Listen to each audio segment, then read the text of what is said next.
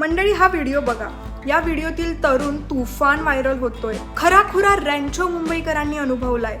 पण हा तरुण नेमका आहे तरी कोण, का त्याचं सर्वत्र कौतुक होतंय, हे जाणून घेऊया व्हिडिओच्या माध्यमातून. काल मुंबईच्या गर्दीत कुणीतरी देवमाणूस पाहायला मिळाला. मुंबईतील राम मंदिर स्टेशनवर एक सोहळा पार पडला.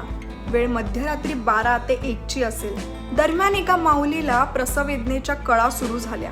त्यानंतर मुंबईकरांनी चित्रपटालाही लाजवेल असा थरारक आणि प्रेरणादायी प्रसंग अनुभवला.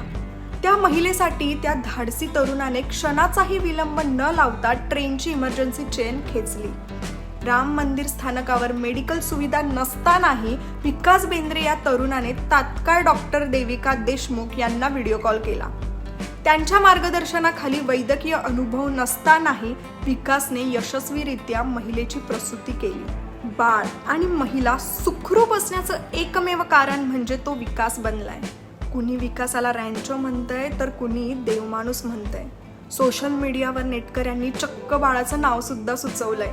बाळाचा जन्म राम मंदिर स्थानकावर झाला असल्यामुळे त्याचं नाव राम ठेवा आणि मुलगी झाली असेल तर तिचं नाव सीता ठेवा. असो, पण विकासाच्या धाडसाला आणि कृतीला साम टीव्ही मराठीचा सलाम.